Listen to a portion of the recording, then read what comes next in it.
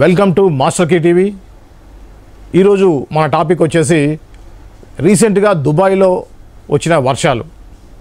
Dubai అనగానే ఈ యొక్క గల్ఫ్ కంట్రీస్ అనగానే మనకు గుర్తొచ్చేది ఇసుక ఎడారులు, ఎండ తుఫానులు, విపరీతమైన ఎండలు, యొక్క ఇసుక తుఫాన్లతోటి ఎప్పుడు అల్లాడిపోతూ ఉంటారు అక్కడి జనాలు. అలాంటిది నిన్న మనం చూసాము, చాలా విజువల్స్ కూడా మనకి మీడియాలో చెక్కలు కొడుతూ ఉన్నాయి. వర్షానికి ఒక సంవత్సరంలో వచ్చే వర్షపాతం ఒకే ఒక రోజు వచ్చింది.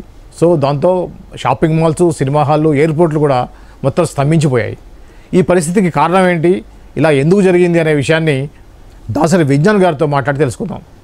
విజ్ఞాన్ గారు, ఏంటి నిజంగా అసలు ఆశ్చర్యం కలిగించింది నాకైతే. ఎయిర్పోర్ట్లో ఫ్లైట్లు కూడా పడవలాగా పోతున్నాయి. సో ఏంటి ఈ పరిస్థితి, ఏంటి కారణం ఏంటంటారు? మనిషి ప్రకృతిని శాసించవచ్చు అని అనుకున్నప్పుడు అందరూ హర్షించారు. ప్రకృతి దాని విశ్వరూపం చూపించేసరికి హడలిపోయారు. ఏది ఇప్పుడు ఒక ఏడాదికి సరిపడా వర్షపాతం అంటేనే వాళ్ళకి 97% అంతే.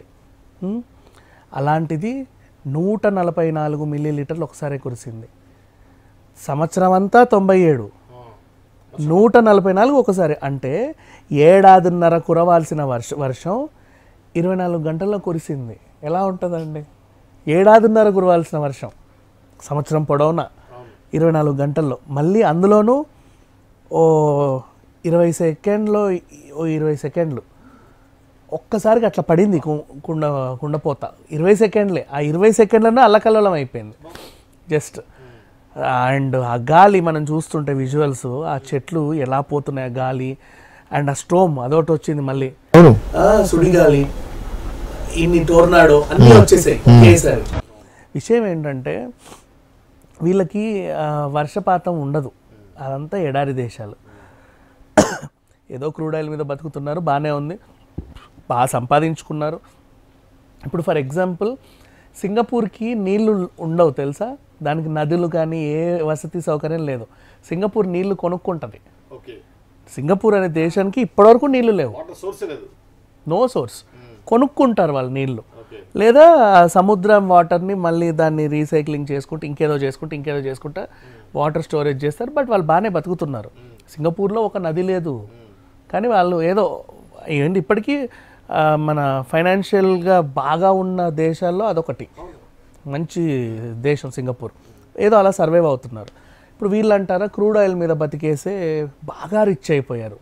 అండ్ బంగారం కూడా బాగా ఉంటుంది ఈ గల్ఫ్ దేశాలలో, మంచి రిచ్. వీళ్ళకి ఏమనిపించిందంటే ఇన్ని సృష్టిస్తున్నాం మనము, వాడు ఎవడో చందమామను సృష్టించాడు చైనా వాడు, తర్వాత ఇంకొకడేమో సూర్యుడిని సృష్టించారు, ఇంకొకడేమో ఇంకేదో సృష్టించాడు, మనం కూడా ఇప్పుడు వర్షాన్ని ఎందుకు సృష్టించలేము అనుకున్నారు. ఇది ఇప్పటి పద్ధతి కాదు, ఎప్పటిదో పద్ధతి. క్లౌడ్ సీడింగ్ అనేది ఎప్పటి నుంచో ఉంది. కాకపోతే వీళ్ళు దాన్ని ఇంకో రకంగా చేద్దాం అనుకున్నారు. క్లౌడ్ సీడింగ్ని అసలుగా ఎలా చేస్తారు అంటే, మన ఈ డ్రై ఐస్ని పైకి తీసుకెళ్ళి విమానం ద్వారా మేఘాల్లో వదిలితే ఆ బిందువులన్నీ ఒకటి దగ్గరకు వచ్చి బరువు పెరగగానే వర్షంలా కురుస్తాయి. అది ఎప్పుడెప్పుడు వాడారంటే, మనకి చైనాలో అప్పట్లో ఒలింపిక్స్, బీజింగ్ ఒలింపిక్స్ ఉన్నప్పుడు పక్క ఉండే కంట్రీస్లో అది ప్రయోగించారు. అంటే ఋతుపవనాలు అక్కడ నుంచి వస్తున్నాయి, అక్కడే వర్షం పడితే ఇక్కడికి రాదు. సో ఒలింపిక్స్ బాగా జరగవచ్చని కొన్నిసార్లు అక్కడ వర్షం పడొద్దు, ఆ వర్షం అంతా ఇక్కడే పడాలి, లేదా అక్కడే వర్షం పడాలి అనే కొన్ని సిట్యువేషన్స్లో క్లౌడ్ సీడింగ్ పద్ధతి వాడతారు. ఇంకా అద్భుతమైన విషయం ఏంటంటే మన ఆంధ్రప్రదేశ్లో కూడా వాడారు. అది అప్పట్లో వైఎస్ రాజశేఖర రెడ్డి హయాంలో. అందరూ చాలామంది ఎప్పటి నుంచో అనుసరించే మంచి పద్ధతి ఇది. దుబాయ్ లాంటి పెద్ద దేశంలో రీసెంట్గా ఏం చేశారు, దీన్ని ఒక సవాల్గా తీసుకొని ప్రకృతి మన కంట్రోల్లో పెట్టుకుందాము, మనం కావాలనుకున్నప్పుడే వర్షం, వద్దన్నప్పుడు వద్దు అని అనుకున్నారు. దీనికి మేమ్స్ వచ్చాయి. ఏమని తెలుసా? ఒక ముసలాయన ఇలా చూస్తాడు, ఇండియా ఋతుపవనాలు ఎప్పుడు వస్తాయో అని. పక్కనే దుబాయ్, మేము ఎప్పుడు కావాలంటే అప్పుడు వస్తాయి అంటే గర్వంగా చెప్పుకున్నారు. అలాంటి వీడియోలు కూడా వచ్చాయి, వెక్కిరించారు చాలామంది. అండ్ ఇట్లాంటి పద్ధతి మనకి ప్రకృతి ఊరికే సరదాగా వస్తేనే కేరళ తట్టుకోలేకపోయింది. 80% కేరళ నీళ్ళల్లో మునగల అప్పుడు. అలాంటి పరిస్థితులు అప్పుడప్పుడు వస్తూ ఉంటాయి ప్రకృతి.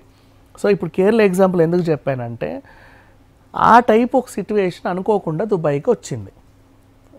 దాని కర్మకాలి అంటే వీళ్ళు క్లౌడ్ సీడింగ్ పద్ధతి వికటించింది అక్కడ. ఒక టైప్ ఆఫ్ సిట్యువేషన్ ప్రకృతి కూడా స్పందించి కేరళ టైప్ సిట్యువేషన్లో దుబాయ్ వైపు దూసుకొస్తుంటే దానికి తోడు వీళ్ళ క్లౌడ్ సీడింగ్ వికటించడం వల్ల అది మోతాదు పెరిగింది. న్యాచురల్గా వచ్చే వర్షపాతము వీళ్ళు క్లౌడ్ ఫీడింగ్ ద్వారా వచ్చే వర్షపాతం రెండు మిక్స్ అయ్యారా? క్లౌడ్ సీడింగ్ చేసినప్పుడే న్యాచురల్గా వచ్చే వర్షం కూడా రావడం స్టార్ట్ అయింది. ఆ మేఘాల్లో మేఘమదనం స్టార్ట్ అయింది. ఇదంతా మేఘమదనమే వీళ్ళు చేసింది. స్టార్ట్ బాగా స్పందించింది, బాగానే జరిగింది. సో ఒకనొక టైంలో వీళ్ళ దగ్గర వర్షాలు నిజంగానే పడాలి ప్రకృతి పరంగా. అంటే ఎప్పుడు లేని ఎడారి దేశంలో ఒక వర్షపాతం పడాలి. ఆ వర్షపాతం ఎలా పడాలనుకుందంటే ఈ వర్షపాతం ఈవిడ అక్కడ కేరళ లాంటి పరిస్థితులు ఎలాగైతే అక్కడ జరిగాయో ఆ రేంజ్లో పడదాం అనుకుంది. ఆ అనుకున్నామని వీళ్ళు అనుకున్నట్టుగా ఉంచకుండా ఈ క్లౌడ్ సీడింగ్ కూడా దానికి తగిలి వికటించి అది ఇంత అయింది. అండ్ 1 సంవత్సరంన్నర పొడవున పడాల్సిన వర్షం ఒకే ఒక రోజులో కురిసి అతలాకుతలమైంది. ఇంకొక వర్షం పడితే ఇంకా మనకి వరల్డ్ మ్యాప్ నుంచి దుబాయ్ని చేరిపేయాల్సిందే. ఆ తుఫాను, ఆ ఉవ్వెత్తున ఎగిసిపడే అలలు ఇవన్నీ ఇంకా వేస్ట్, మనం ఇంకేం చేయలేము దాన్ని. అండ్ మళ్ళీ ఆకాశ హర్షాలన్నీ. మాల్ ఆఫ్ ఎమిరేట్స్ ప్రపంచంలోనే పెద్ద మాల్. ఆ మాలే మొత్తం నీళ్ళల్లో మునిగిపోయి సామాన్లన్నీ ఎటుపడి తటుపడి ఇప్పటికే వీళ్ళకి రోజువారీ సౌకర్యాలన్నీ క్యాన్సిల్ అయిపోయినాయి. అంటే ఆహార ఉత్పత్తులు ఇవన్నీ లేవు. ప్రజలు చాలా ఇబ్బంది పడుతున్నారు. ఇంకా నీళ్ళల్లోనే ఉంది నగరం. ఇప్పుడు నెక్స్ట్ పార్ట్ 2, ఎందుకు నీళ్ళల్లో ఉంది నగరం? వర్షం పడితే పడింది, పోవచ్చు కదా అంటే ఆ ఎడారి దేశంలో 75 సంవత్సరాలుగా వర్షం అంటే ఏదో అప్పుడు వచ్చి అలా ఒక పోలియో డ్రాప్ లాగా పడి వెళ్ళేది. నేను సరదా చెప్తున్నా, తక్కువ పడేది కాదు. సో అలా పడి వెళ్ళిపోయేది. సో వాళ్ళ దగ్గర కూడా ఎక్కువ వర్షం పడితే నీళ్ళు ఎటుపోవాలి అనే ఆ సౌకర్యం కూడా లేదు. వాళ్ళు దాన్ని అసలు మైండ్లోకే తీసుకోవాలా, అసలు పడదులే అయినా ఇవి మన ఎందుకు. ఇప్పుడు మనకేంటంటే వర్షం పడితే అటు పోవాలి, అటు నుంచి ఎటో పోవాలి, నదిలో పోవాలి, సముద్రంలో కలవాలి, ఇది కాన్సెప్ట్ ఉంటుంది మనకి. ఇక్కడ లేదు, నీళ్ళు అటు పోతే అటు తగిలి ఇటు రావాలి, లేదా ఇటు తగిలి మళ్ళీ ఇటే రావాలి, అలా లేదా అక్కడే అలాగే ఉండాలి. అవి పోవే, అవి డ్రై అయిపోవడం తప్పించి పోయే అవకాశం. వాళ్ళు ఇంకుడు గుంతల కాన్సెప్ట్ కూడా వాళ్ళకి లేవు. అంటే అసలు వాళ్ళకి తెలియని కూడా తెలియదు. ఎందుకంటే వర్షం అనేది లేదు. ఎడారి ప్రపంచం అంతా అదొక ఎడారి ప్రపంచం. మన ప్రపంచం వేరే, ఆ ప్రపంచం వేరే అన్నట్టు ఉండేది. సో అనుకోకుండా వాళ్ళు ఏం చేశారు, క్లౌడ్ సీడింగ్ని పెద్ద ఎత్తున. అంటే ఈ క్లౌడ్ సీడింగ్ కూడా ఇప్పుడు మనం చెప్పినట్టుగా ఇలా జరుగుతుంది. అండ్ ఇంకోటి, ఎప్పుడైనా అడవిలో మనుషులు మేము ఉన్నాము అని చెప్పడానికి పొగలు వాడేవాళ్ళు. ఆ పొగ పైకి వెళ్తే అరే అక్కడ ఎవరో ఉన్నారని మనం అనుకొని కాపాడాలి. అట్లా కొన్ని రసాయనాలు కలిపితే అది పైకి వెళ్ళి ఒక క్లౌడ్ లాగా ఫామ్ అయ్యేది, అదొకటి. ఇంకోటి, డ్రోన్ల సహాయంతో వీళ్ళు ఏం చేస్తారంటే ఒక షాక్ సిస్టమ్ ద్వారా మేఘాలకు షాక్ ఇచ్చి వర్షాలు పడేది ఒకటి కనుక్కున్నారు. అంటే అది అప్పుడు వాళ్ళు తయారు చేసినప్పుడు ప్రపంచం అంతా మెచ్చుకుందండి, చాలా బాగుంది అన్నారు. అంటే కృత్రిమ సూర్యుడు, కృత్రిమ చంద్రుడు లాగా కృత్రిమ వర్షాన్ని కూడా కురిపిస్తున్నారు. మనిషి ప్రకృతిని శాసించే రేంజ్కి ఎదిగాడు, ఇది ఈరోజు మన మనిషి అన్నట్టు చెప్పుకుంటుంటే అది ప్రకృతి అనేది ప్రకృతేనండి. అది మనం దాన్ని ఏం చేయడానికి లేదు. దానిలా బ్రతకనివ్వాలి అంతే.